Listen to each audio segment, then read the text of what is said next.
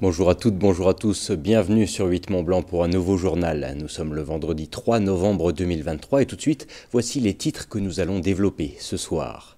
Vous avez sûrement dû le remarquer, la neige a fait son retour sur nos massifs et déjà, certaines destinations s'apprêtent à accueillir les premiers skieurs. C'est le cas de Bessan, qui va ouvrir ses portes ce week-end, mais pour le moment, les pistes sont l'apanage des professionnels et notamment des équipes de France, nous le verrons. Et puis retour sur un déménagement très attendu en Vallée de l'Arve. Les Restos du Cœur et les Bébés du Cœur ont enfin déménagé dans leurs nouveaux locaux en commun. Une évolution souhaitée de longue date qui va faciliter la vie aux bénévoles comme aux bénéficiaires, nous le verrons. Mais on débute donc cette édition en station. Comme chaque année, c'est le domaine de Bessan en Haute-Maurienne qui va débuter le bal des ouvertures en accueillant dès ce samedi les premiers fondeurs. Les amateurs de glisse pourront s'en donner à cœur joie sur la piste de biathlon, jusqu'à présent réservée aux équipes de France de ski nordique. Un incontournable de début de saison avant de débuter le circuit international. Lucas Ruch a d'ailleurs assisté à l'un de leurs entraînements. On regarde son reportage. Il ne manquait plus qu'elle. La neige est de retour en altitude pour le plus grand bonheur de ces différents athlètes. On n'a pas pu skier au mois d'octobre, d'habitude on va sur les glaciers. Donc là c'est les premiers pas sur neige et on est trop content d'être à Bessan, c'est trop bien. Il faut un peu le temps d'adaptation pour retrouver l'accroche notamment en classique et se réhabituer au ski quand même un peu. Mais ça fait du bien parce que là le ski roue ça commence à être un peu long. Pour leur premier stage sur neige de la saison, les membres des équipes de France de ski de fond ont décidé de poser leurs valises en Haute-Maurienne sur la piste de biathlon de Bessan. Et c'est grâce au snow farming, un procédé de réétalement de la neige de l'hiver dernier, qu'ils ont aujourd'hui pu rechausser les skis. Maîtrisée depuis maintenant quelques années, la technique du snow farming permet à l'équipe de France de s'entraîner chez elle avant d'entamer les compétitions internationales. Ça nous évite d'aller à l'étranger, ça nous permet d'être beaucoup plus souple. C'est un atout énorme. Donc bien entendu, c'est une première là sur un 2 novembre, mais ce qui est le 2 novembre sur un snow farming, c'est quand même exceptionnel en France. On voit qu'ici à Bessan, il y a moyen de faire des choses qui sont très très bonnes. On a une piste de 1,9 km. C'est une première année, on vient pour voir, essayer, tenter des choses et puis continuer d'affiner avec en arrière-plan, en arrière-pensée, une prépa pour les Jeux Olympiques de 2026. Perché à 2000 mètres d'altitude, le domaine nordique de Bessan offre des conditions idéales, de quoi attirer de nombreux athlètes. Clairement, on est sur des athlètes qui cherchent le plus tôt possible dans la saison à trouver la neige. Donc Bessan, pour le coup, en profitant de cette altitude, on est la meilleure garantie de trouver de la neige dès le début novembre. Donc on a les équipes de France qui ont choisi de venir finir leur préparation à Bessan, mais on a aussi les clubs et les comités français qui vont tous affluer, pour la plupart affluer à Bessan à partir de ce week-end. Et puis on a des athlètes étrangers qui ont aussi fixé Bessan comme un lieu privilégié pour leur fin de préparation. On a des Polonais qui sont là, on va avoir des Belges qui vont nous rejoindre et bien entendu on accueille les athlètes qui le souhaitent. Réservée chaque matin par les équipes de France, cette piste de ski de fond de 2 km ouvrira au grand public ce samedi 4 novembre. Je vous l'évoquais en titre, le nouveau centre des Restos du Cœur situé à Cluses a ouvert ses portes ce jeudi 2 novembre. Un réel soulagement pour les bénéficiaires qui ont dû s'armer de patience lors de ces 2 semaines de fermeture. Mais pour la structure, il s'agit là de la concrétisation d'un projet de plusieurs années déjà et consistant à se rassembler en un même lieu avec une association à même vocation, les Bébés du Cœur. Plus de précisions avec ce reportage réalisé par Kezia Poudou.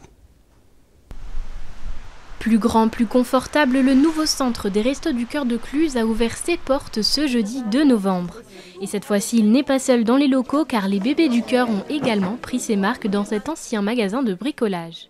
Un point positif pour les bénéficiaires qui peuvent tout prendre en un seul et même lieu. C'est très bien encore parce qu'avant, pour ceux qui partaient ailleurs, pour le Bébé du Cœur, ça leur arrange qu'il n'y aura plus de transport à prendre. Parce qu'il y a des choses qu'on prend ici qui nous aident vraiment avec les enfants, les yaourts, les céréales. Les fruits, comme je dis, voilà, ça nous aide beaucoup. Les anciens propriétaires souhaitant reprendre leurs biens, les 2 associations ont dû quitter leurs anciens locaux situés à Thiers et à Cluses. Près de 2 semaines de fermeture ont été nécessaires pour que les Restos du Cœur puissent recevoir dans ce nouvel espace. Un espace qui va leur permettre de meilleures conditions de travail et d'accueil. On a quasiment doublé notre surface Donc oui, ça nous permet de travailler de façon plus confortable et de façon plus efficace pour accueillir tout le monde. On a pu aussi faire des bureaux fermés pour les inscriptions des personnes à chaque campagne, deux fois par an en fait. On réinscrit tous nos bénéficiaires et ça permet, aujourd'hui ça va être possible dans beaucoup plus de discrétion, dans des pièces fermées et également on a au moins 4 endroits dédiés. Donc pendant la période d'inscription, ça permet à beaucoup plus de bénévoles d'être actifs en même temps, en simultané en fait, et donc d'inscrire plus de monde en même temps. Mais tout cela a un coût. Les Restos du Cœur ont lancé un appel à l'aide à travers une cagnotte solidaire. Conséquence de la crise économique, le nombre de repas servis a augmenté de 30% par rapport à l'année 2022.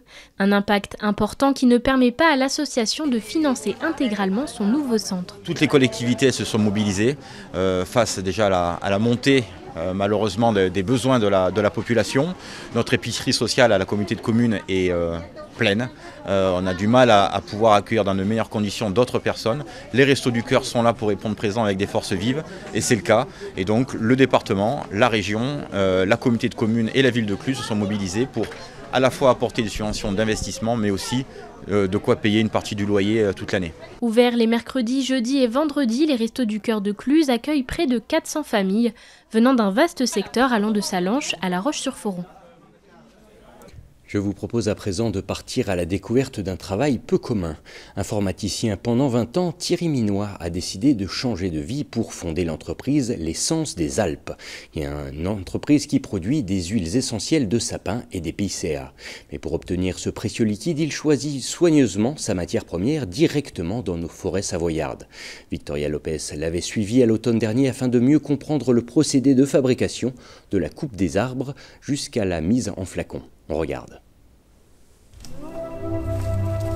Au cœur de la forêt, sur les hauteurs de Moutier, Thierry Minois s'affaire. Il y a peut-être encore quelques branches là.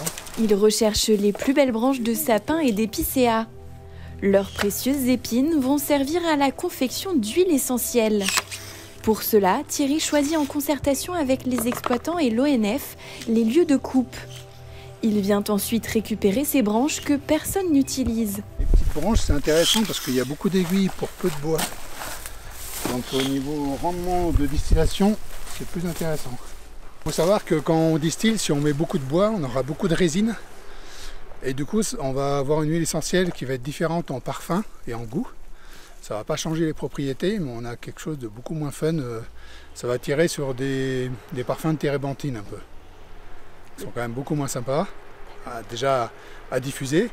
Puis après en alimentaire, ça n'a rien à voir, quoi. Si on fait des bonbons avec une huile essentielle qui sent la térébenthine, ça va être beaucoup moins fun. Avant de distiller ces branches pour obtenir l'huile essentielle et fabriquer ses produits dérivés, il faut broyer la récolte du jour directement sur place.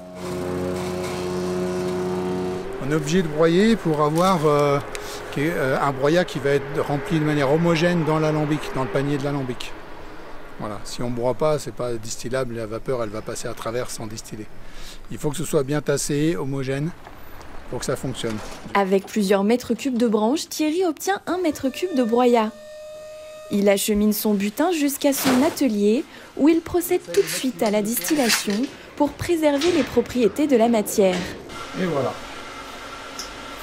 Petite vérification, et là c'est bon. Donc là on attend que la vapeur soit prête au niveau de la chaudière. Et dès que c'est prêt, on envoie la vapeur dans l'alambic et on commence la distillation. Le distillat, c'est la vapeur qu'a traversé la matière broyée qui ensuite est condensée. Ce distillat, il contient en grande partie l'hydrolat et en petite partie l'huile essentielle, sachant que pendant la distillation, on va avoir un pic de production d'huile essentielle qui va être plutôt vers le début de distillation et après ça va redescendre. Il va y avoir moins d'huile essentielle qui va sortir, mais ça continue à sortir jusqu'à la fin, c'est-à-dire pendant 4 heures. On a un gros volume d'hydrolat avec un peu d'huile essentielle, donc on voit une petite couche d'huile essentielle juste au-dessus, qui est très fine. Donc ça va faire une couche qui va s'agrandir pendant la distillation, jusqu'à faire 1 litre. On va avoir au moins 1 litre aujourd'hui, parce que la dernière distillation on avait 1 litre 100. Et puis en fin de distillation, on va faire monter le niveau dans l'essentiel pour récupérer l'huile essentielle qui va sortir avec un petit peu d'hydrolat parce qu'on ne va pas pouvoir bien séparer les deux couches. Et après, la deuxième phase, ça va se passer en labo. On va mettre le tout dans une ampoule à décanter. C'est un vase conique, comme ça. qui va permettre de laisser décanter l'hydrolat et l'huile essentielle et ensuite d'évacuer l'hydrolat par le bas et de récolter l'huile essentielle pure sans hydrolat. On va ensuite filtrer et on va faire une agitation pour stabiliser le parfum. Et après, c'est utilisable dans les produits dérivés et on peut le mettre en flacon directement pour le vendre. C'est ainsi que Thierry commercialise une huile essentielle 100% locale et confectionne une gamme de produits bio à retrouver sur le site l'essence-des-alpes.fr, sur différents marchés et dans certaines boutiques de producteurs de nos pays de Savoie. Un dernier mot avant de clore ce journal. Avec les récentes chutes de neige, les préfectures de nos départements ont annoncé la fermeture saisonnière de la plupart des grands cols du territoire. En Savoie, l'école du Petit Saint-Bernard, du Mont-Cenis, de la Croix de Fer, de la Madeleine, du Galibier ainsi que du Glandon sont donc désormais fermés à la circulation, tout comme l'accès du Cormet de Roseland et au relais du Chat. Idem en Haute-Savoie avec la fermeture des cols de la Colombière, de Bassachaux et de Jouverte. Et nous arrivons déjà au terme de ce journal. Merci de votre intérêt pour l'actualité sur notre territoire. Merci à toute l'équipe. Comme chaque soir, je cède ma place à Thierry Paulme qui vous donnera tous les détails du temps pluvieux et neigeux qui ponctuera notre week-end. Un bulletin météo qui sera suivi d'une rediffusion de notre magazine En tête à tête au cours duquel Lucas Ruche a rencontré le réalisateur Gaetano Nakarato. Quant au prochain journal, c'est pour lundi à 18h. Mais d'ici là, je vous souhaite une agréable fin de semaine avec nos programmes. À bientôt.